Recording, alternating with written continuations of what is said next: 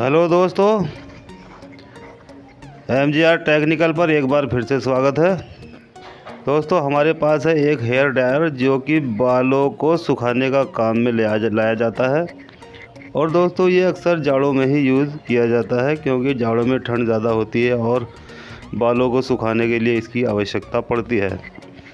तो चलिए दोस्तों, आज इसे किस तरह रिपेयर करेंगे आज हम इस बारे में जान लेते हैं। तो सबसे पहले हम इसको पीछे की साइड से जो इसका एक रिंग लगा हुआ होता है उसे खोल लेते हैं और यहाँ पर 2 स्क्रू लगे हुए होते हैं उनको भी खोल लेते हैं। और उसके बाद दोस्तों, यहाँ पर जो इसके बीच में ये लाल लाल सा स्विच दिखाई दे रहा है, कैप दिखाई दे रहा है, यहाँ पर इसमें लॉक लगे हुए होते हैं जिनको बहुत ही सावधानी के साथ में हम तो यहाँ दोस्तों हमें बहुत ही सावधानी के साथ इसको खोलना पड़ता है। अगर ज़्यादा ज़ोर दे दिया जाता है तो इसका लॉक टूट जाता है और फिर इसको दोबारा सेटिंग करने में थोड़ी दिक्कत आ जाती है। इसलिए बेहतर होगा इसे बहुत ही सावधानी के साथ खोल लिया जाए, जल्दबाजी बिल्कुल भी ना की जाए, तो इसके लिए बेहतर होगा। तो इस तरह से दोस्तों स्क्रू ड्राइवर या छोटा टेस्टर इसके अंदर डालकर बहुत ही आसानी के साथ इसके लॉक उठा लिए जाते हैं और इसको खोल लेते हैं। ठीक इस तरह से दोस्तों, जिस तरह से मैंने इसको खोल लिया है। अब यहाँ दोस्तों हमें देखने को मिल जाता है एक फ़ैन जो कि हवा देने के काम में आता है। तो चलिए सबसे पहले दोस्तों इसको चेक कर लेते हैं कि इसमें क्या कमी है और ये क्यों नहीं चल पा रहा है।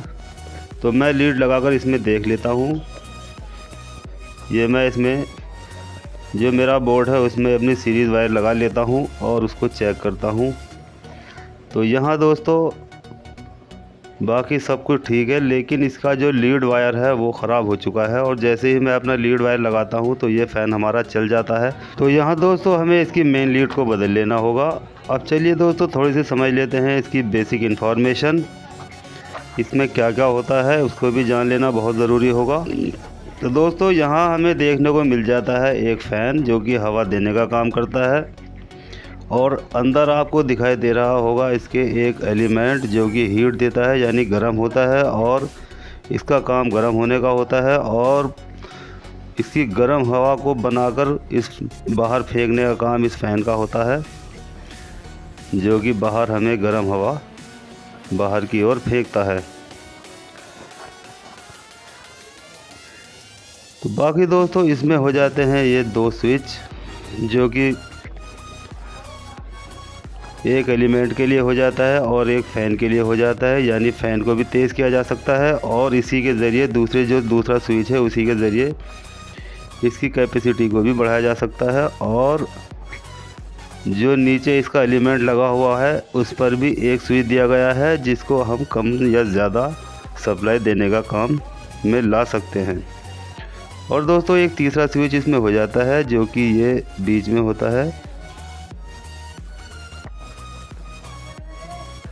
और जो इसकी स्पीड को कंट्रोल करता है, यानी घटा भी सकता है और बढ़ा भी सकता है।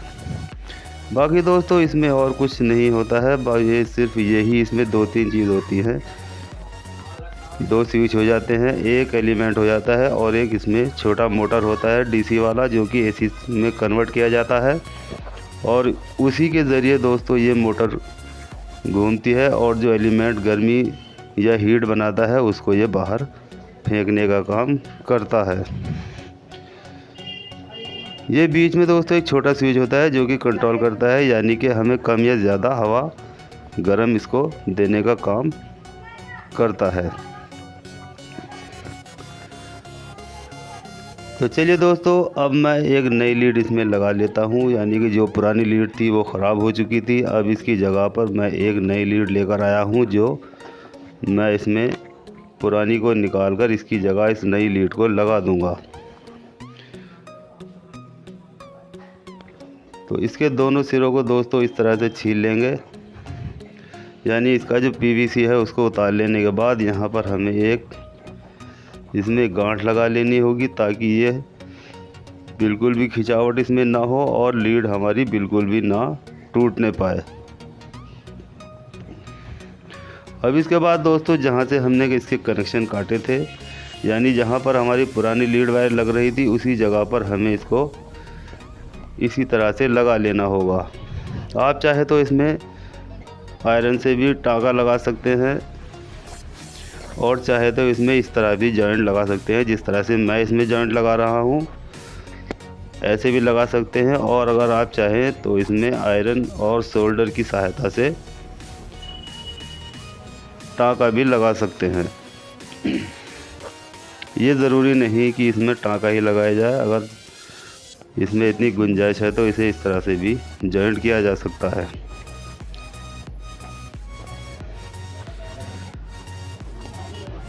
बस जॉइंट थोड़ा सा ध्यान रहे, पक्का होना चाहिए। ये नहीं कि बिल्कुल ही ज़रा सा जॉइंट लगा दिया और उसे छोड़ दिया। बहुत पक्का हो जाए तो ठीक है, नहीं तो आप इसमें सोल्डर आयरन से भी टाँका लगा सकते हैं। तो चलिए दोस्तों, मैं इसे बिना सोल्डर आयरन के ही इसको टाइट किए देता हूँ, यानी इसको इसी तरह से जॉइंट कर देता हूँ। और उसके बाद दोस्तों इसे मैं इसके अंदर फिट कर लेता हूँ। और फिट करने के बाद दोस्तों मैं इसे चलाकर भी आपको दिखाने वाला हूँ।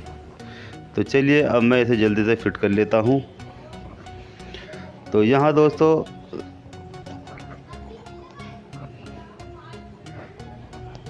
अगर आपको वीडियो अच्छी लगे तो चैनल को सब्सक्राइब कीजिए, और जो दोस्त मेरी वीडियो पर नए आए हुए हैं वो पहले चैनल को सब्सक्राइब करें और लाइक करें और बेल आइकन को भी ज़रूर दबाएं ताकि मेरी और आने वाली वीडियो उन तक जल्दी से जल्दी पहुंच जाए।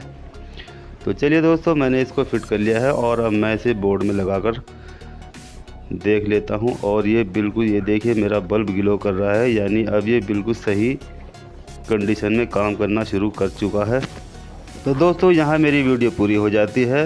वीडियो अच्छी लगे तो चैनल को सब्सक्राइब करें, लाइक करें और बेल आइकन को भी दबाएं। तो चलिए दोस्तों, मिलते हैं अगली वीडियो पर, तब तक के लिए खुदा हाफिज़।